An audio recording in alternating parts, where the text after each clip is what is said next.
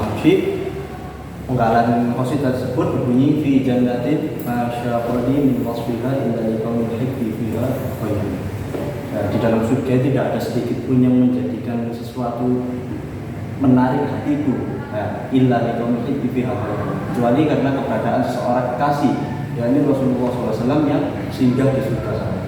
Jadi beliau mengarang qasidah ini, bait ini mengatakan di dalam surga tidak ada sedikit pun sifat keindahan yang membuat tertarik, kecuali apa?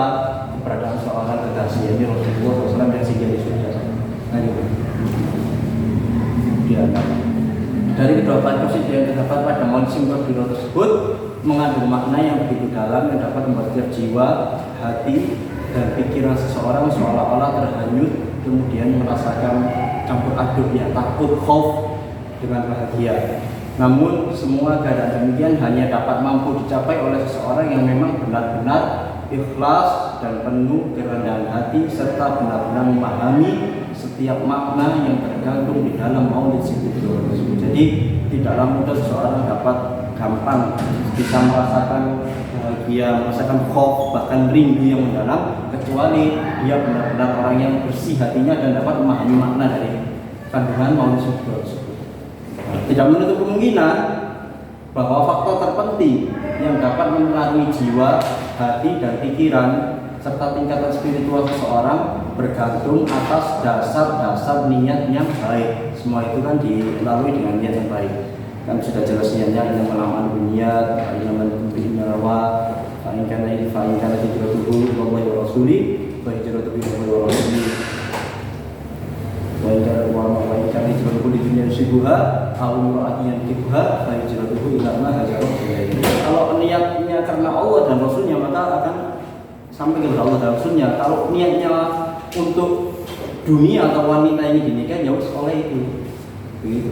Maka adapun pelaksanaan Maulid Singkuduro sebagai sarana dalam meningkatkan spiritualitas masyarakat Kelurahan Bangsa di Kecamatan Pasuruan Pasuruan melibatkan beberapa tahap pelaksanaan. Tahap-tahap pelaksanaan dalam pelaksanaan Maulid Singkuduro. Yang pertama, mekanisme pelaksanaan Maulid Singkuduro dilakukan setiap hari Ahad setelah sholat subuh. Jadi Pak, di Kebonsari itu rutinan Maulid Singkuduro dilaksanakan setiap sholat subuh di Kelurahan Bonsari, tepatnya di Lagi Gede. Pada sholat subuh setelah pembacaan wirdul latif, wirdul sakron, dan izin serta dikir hadiah karena Nabi Syekh Salim.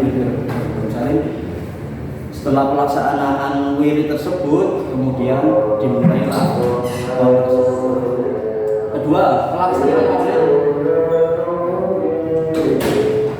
Maulid selalu diawali dengan tawassul kepada Rasulullah SAW. Yang pertama, memang untuk melamar pembacaan Maulid adalah tawassul kepada Nabi Muhammad SAW. Kemudian kepada mu'alif kitab ini adalah Imam Habib Ali Muhammad bin Husain dan juga jajaran para ulama salaf, baik kiai dan habaib yang telah wafat serta juga kalimat itu wa Muhammadin. Kemudian disempurnakan dengan bacaan Al-Fatihah. Yang ketiga, seorang munsyid memulai membaca. Jadi setelah itu munsyid setelah beberapa rangkaian munsyid mulai membaca. Biasanya munsyid akan melanjutkan dengan kalimat ya ayyuhar rajul min syafa'atan sallallahu alaihi wasallam. Dan ini untuk menggiring para jamaah untuk bersolat kepada Nabi bahwa Maulid ini telah dimulai. Kemudian lantunan Maulid Singkuduro. Syair-syair yang dilantunkan dalam Maulid Singkuduro memiliki banyak faedah atau keutamaan di dalamnya. Salah satunya dapat menggugah hati dan membangkitkan ekspresi para jamaah. Begitupun terkait penjiwaan sang munsyid atau vokal yang melakukan melalui pengamen nada dan harmoni suara atau vokal harmoni, menjadikan suasana Maulid yang sedang dilaksanakan terasa lebih khusyuk dan penuh kehadiran hati karena dihiasi dengan tabuhan terbang yang lebih diiringi dengan rebana salah satu. Jadi ini terkait sejarahnya yang tergambar dalam seseorang yang mengambil Maulid Singkuduro adalah bacaan yang paling identik ikonik dengan Maulid Singkuduro adalah ya Rasulullah Muhammad atau ya Rasulullah Muhammad wa afil ufki berkau ini jarang untuk jadi sebagian kalau kecuali acara akbar besar para habaib itu ada yang dipasang di dunia.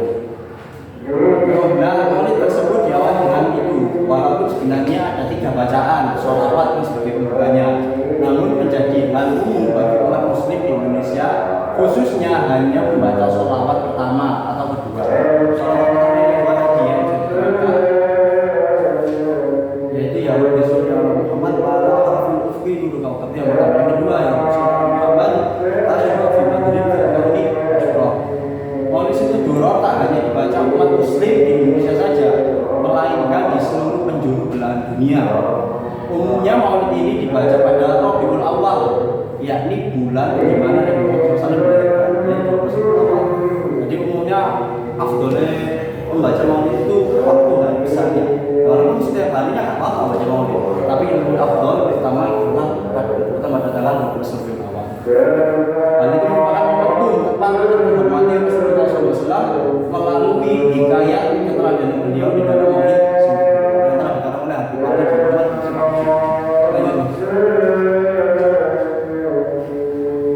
Maulid Situduro cukup masyhur atau terkenal bagi kaum muslimin di Indonesia. Hal tersebut tidak lepas dari mu'allif atau penyusunnya yang sangat alim dan memiliki kecintaan yang sangat agung terhadap baginda Nabi Muhammad SAW. Beliau adalah Imam Habib Ali bin Muhammad bin Husain Al-Habsyi yang lahir pada hari Jumat 20 Syawal 1259 atau setelah saya menversikan dari Hijriah ke Masehi, jadi bertepatan pada tanggal 17 November tahun 1853 Masehi di desa Qasam, Hadramut, Yaman. Sejak usia ini sejarah beliau, sejak masih usia beliau sudah dikenal sebagai pecinta Al-Quran dan memiliki rasa cinta yang sangat besar terhadap Rasulullah SAW. Jadi suatu kisah ada sedikit kisah bahwa Habib Ali ini ketika umur 7 tahun atau 6 tahun itu sampai bunda mengatakan, "Wahai Ali, apakah kau ingin mendapat ridho?" Kata Habib Ali mengatakan, "Iya, dengan syarat engkau harus memuja siapa baginda Nabi." Akhirnya dengan memuja sampai Habib Ali bertemu dengan Rasulullah. Sehingga ada maksud dari kitab Jawahir Ma'unah wa Asmaul Mahzunah bisa ketika masih sangat muda, Al-Imam Habib Ali bin Muhammad bin Husain Al-Habsyi telah mempelajari dan menghatamkan Al-Quran dan berhasil menguasai berbagai disiplin ilmu sebelum mencapai usia yang diperlukan saat itu. Di bawah pengawasan kedua orang tuanya, yakni Al-Arif Billah bin Muhammad bin Husain bin Abdul Habsyi sebagai seorang ayah dan ibundanya Bu Baba Syarifah Alawiyah binti Husain bin Ahmad Al-Hadi Al-Jufri, seorang wanita yang pada saat itu dikenal sebagai seorang wanita yang sangat solihah dan bijaksana. Tak hanya itu, kepada kedua orang tuanya, Habib Ali juga belajar kepada ulama yang lain di Hadramut pada saat itu. Lanjut. Setelah beliau pun dewasa dan telah menguasai berbagai disiplin ilmu, guru-guru beliau memberikan izin untuk menyampaikan dan menyebarluaskan ilmu yang dimilikinya. Beliau mulai menjadi pendakwah dan mulai mengisi pengajian di hadapan khalayak ramai, sehingga dengan cepat Al-Imam Al-Habib Ali bin Muhammad bin Husain Al-Habsyi menjadi pusat perhatian dan kekaguman, serta memperoleh tempat terhormat di setiap orang. Kepadanya diserahkan tampuk kepemimpinan di dalam setiap majelis ilmu karena keluasan beliau, lembaga pendidikan, serta pertemuan-pertemuan besar yang diadakan pada saat itu. Banyak orang yang mencatat penyampaian Al-Imam Habib Ali bin Muhammad bin Husain Al-Habsyi sehingga berbuah karya. Salah satu kitab Maulid Situduro ini yang menjadi suatu objek penelitian Habib Ali. Al-Imam Habib Ali bin Muhammad bin Husain Al-Habsyi mengungkapkan niatnya yang lurus dan meyakini kehadiran Rasulullah SAW di tempat-tempat dibacakannya maulid ini. Beliau mengatakan, Al-Maulidu ana alaftu ala niyatin sholihatin, Al-Maulidu ana alaftu ala niyatin sholihatin fathin. Jadi itu wala syakka anna ruhahu sallallahu alaihi wasallam mahdura ila kirati. Jadi ketika maulid Situduro yang saya susun ini atas dasar niat yang baik, ya, maulid Situduro ini saya susun dengan atas dasar niat yang baik, ala niyatin sholihatin.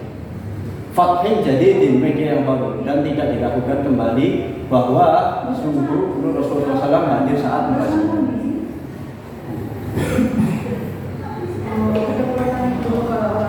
Maulid Situduro mendapat banyak pujian dari para ulama lantaran dengan maknanya.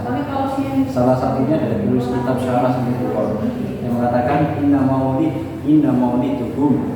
maulidakumul azim. Yani Situduro wa razul mutaakhirin wa fihi al-awsaf al-azimah wal akhlaqul karimah wa dhunnuha ala khususiyat ukhtus fadhilal mutaakhirun. Sungguh maulidmu yang agung ini, jadi seorang penulis syarah Maulid Situduro ini mengatakan pada Al-Albani bahwa sungguh maulidmu yang agung ini menonjol untuk orang-orang akhir zaman, di akhir zaman seperti ini. Di dalamnya terdapat apa? Penjelasan sifat-sifat Rasulullah SAW yang agung dan akhlak yang mulia, Saya mengira bahwa Simtud Duror merupakan kekhususan yang hanya dikhususkan untuk masyarakat Arab ini. Tidak hanya itu, menurut Habib Ali, Maulid Simtud Duror laksana hujan yang tidak diketahui bagaimana letak keberkahannya. Begitu juga dengannya, semua bacaan sejak awal, tengah, hingga akhir tidak dapat dibedakan. Semua mengandung keberkahan, semuanya memiliki nilai kemuliaan yang begitu besar. Oleh karenanya, bacaan-bacaan yang ada di dalam maulid tersebut tidak dapat ditentukan di bagaimana letak kemuliaan, karena semuanya mengandung kemuliaan. Singkat waktu, akhirnya Ali bin Muhammad bin Musa al-Habsyi dipanggil oleh Allah Subhanahu wa taala kehadirannya. Beliau wafat di kota Siyun dari Hadramut Yaman pada hari Ahad tanggal 20 Rabiul Akhir 1323 Hijriah yang telah dikonversi menjadi Hijriah Masehi pada tanggal 6 Maret 1915 Masehi, dan meninggalkan beberapa orang-orang putra yang telah memperoleh pendidikan sebaik-baik dari beliau. Nah, ini tampak halaman masuk Masjid Solo, dan ini arah pemakaian Masjid Solo. Nah, ini kan di Solo. Nah, ini Pak, jadi sejarahnya Maulid Simtud Duror ini unik. Jadi beliau yang mengenali dari Hadramut, kemudian kok sampai ada Solo, kenapa ada di Solo gitu loh. Padahal pengarangnya itu ada di Hadramut dan wafat di Hadramut. Kenapa kok di Hauli di Solo? Karena singkat cerita ada yang saya tahu, ada yang mendengar, saya mendengar bahwa acara itu sebenarnya acara keluarga Pak. Awalnya Hauli kecilan, akhirnya sampai merebak, meluas, semakin besar.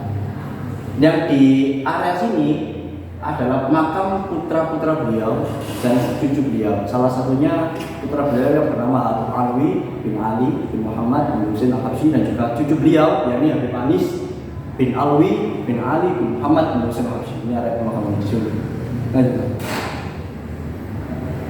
Kemudian tentang meningkatkan spiritualitas.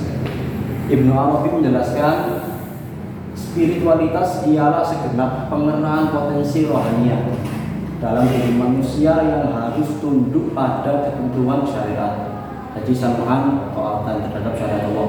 Adapun faktor-faktor yang mempengaruhi dalam meningkatkan, faktor-faktor yang mempengaruhi dalam meningkatkan spiritualitas dalam jurnal Jalaluddin, seorang mahasiswa program bahasa sarjana Universitas Islam Negeri Raden Fatah Palembang, yang berjudul Tingkat Usia dan Perkembangan Spiritualitas serta Faktor yang meletak belakangnya di Majelis Tamasya Rohani dan Jannah Palembang. Jadi sumber referensi yang saya ambil tentang spiritualitas banyak, termasuk dari jurnal beliau ini, seorang mahasiswa di sini. Nah, dijelaskan bahwa faktor tersebut adalah terkait usia. Hal tersebut menyangkut beberapa hal, di antara adalah tipe kepribadian, lingkungan masa kecil, dan pemahaman terhadap materi. Kemudian metode-metode apa yang digunakan dalam meningkatkan spiritualitas? Saya menjabarkan ada dua. Yang pertama taklim, yang kedua adalah tasdiyatun nafs. Taklim adalah dengan istilah kalau cara wong Jawa ini ngaji, belajar, taklim. Untuk metode-metode untuk meningkatkan spiritualitas kan banyak metode yang digunakan. Tapi saya mengambil dua contoh dengan mengaji dan tasdiyatun nafs, belajar untuk membersihkan jiwa dari segala penyakit-penyakit hati, sombong, iri, hasud, dengki dan sebagainya. Kemudian ya implementasinya dalam pendidikan, implementasi Maulid Simtud Duror dalam pendidikan dapat diterapkan di lembaga pendidikan formal maupun non formal. Sebab selain meningkatkan spiritualitas mereka sebagai pelabur ilmu, sebagai seorang penuntut ilmu, hal demikian juga dapat meningkatkan potensi, kreativitas, serta inovasi mereka dalam berkarya. Contohnya apa? Banyak. Sekarang bukan hanya sekolah MA saja, yang sekolah umum seperti SMP, SMA, atau SMK sudah mengadakan banyak ekstrakurikuler yang sumber utamanya Maulid ini digunakan ini, baik itu Maulid Duror dengan metode Hadra Banjaringan Pak ya. Sekarang ini banyak ada sekolah-sekolah buka festival dulu. Contohnya adalah keterkaitan antara pembacaan maulidnya yang memiliki latar khas yang dipadukan dengan qasidah Nabi serta diisi dengan tabungan rekannya. Itu jadi di sekolah-sekolah banyak diterapkan ekstrakurikuler Banjari atau vokal. Nah, kemudian metode penelitian yang masuk. Ya, ini ada data dan data primer dan data sekunder, kemudian pengumpulan data, observasi, wawancara, dan dokumentasi, kemudian analisis data, reduksi data, penyajian data, dan terhadap kesimpulan. Kemudian nggak ada keabsahan data, perpanjangan pengamatan dan triangulasi. Jadi jelaskan itu. Iya. Data primer, data yang saya peroleh melalui terjun ke lapangan secara langsung Pak. Mungkin dari data sekunder, kemudian pengumpulan data, observasi saya lakukan. Jujur Pak, saya melakukan observasi karena kebetulan saya juga ikut terjun langsung ke maulid tersebut sebagai seorang vokal.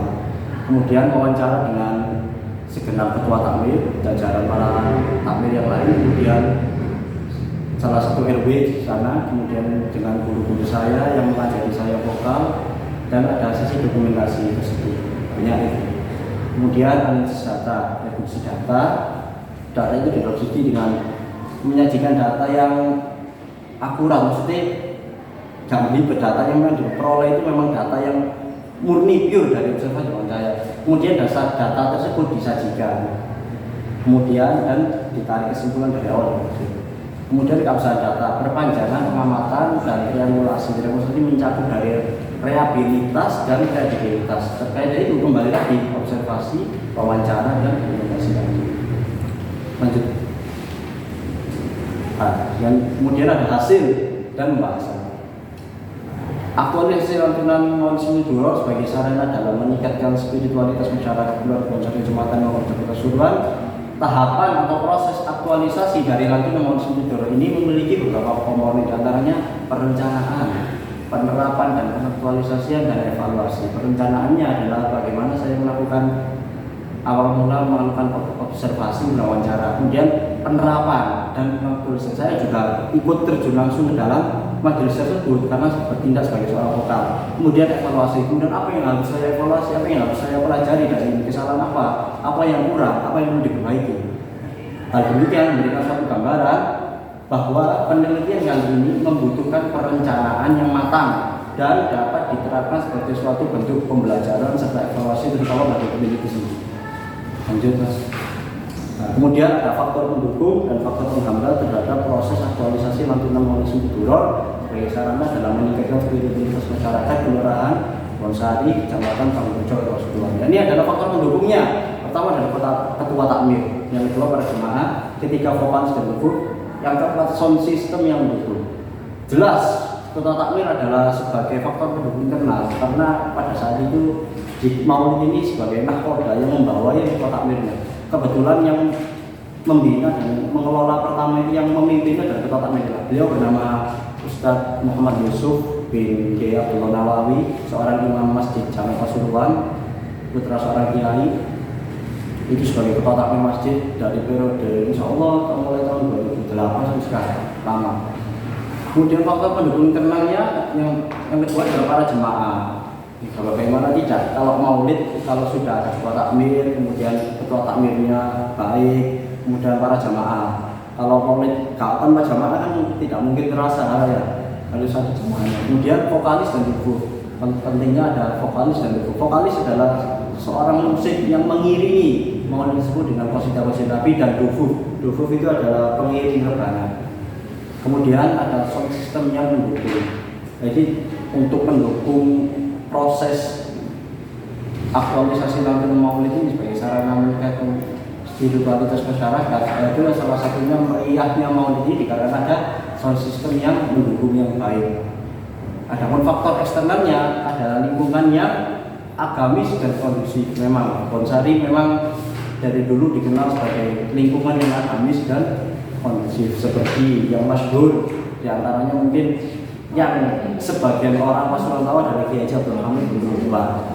Namun tidak hanya itu, di Kebonsari itu banyak kiai-kiai, bahkan guru-guru Kiai Haji Abdul Hamid yang menjadikan namanya Hamid menjadi masyhur itu berkat gurunya. Ini Al-Habib Ja'far bin Syaifal As-Segaf yang dimakamkan di belakang Masjid Jami Al-Rasulullah.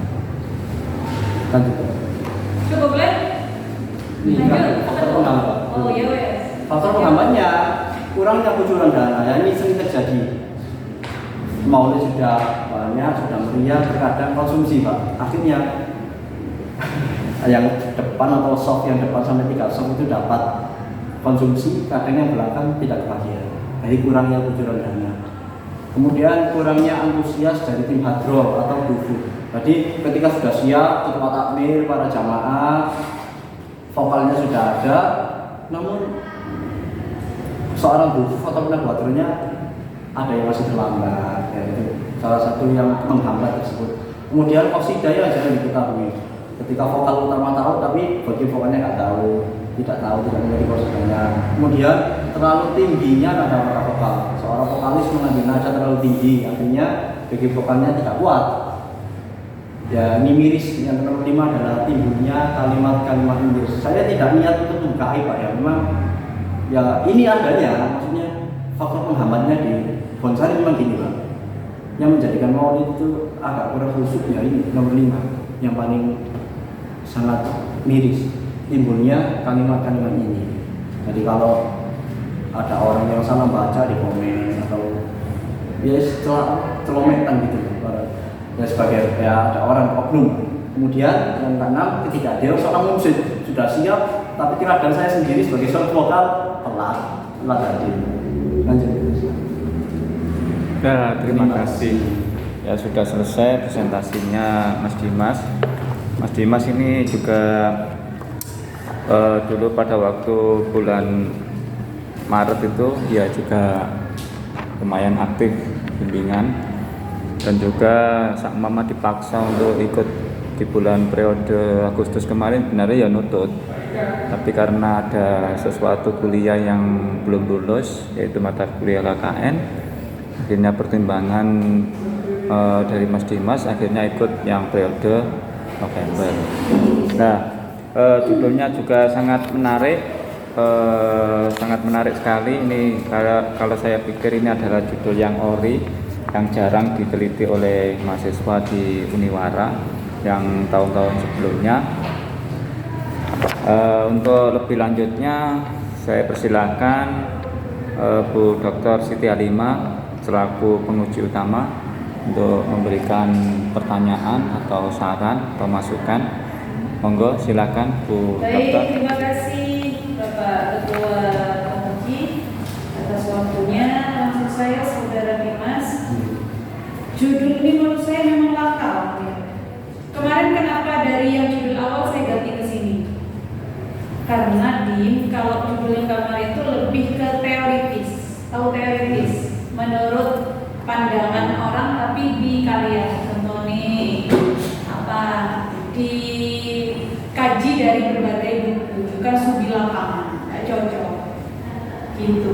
Kalau studi lapangan kelasnya agak besar, apalagi daud itu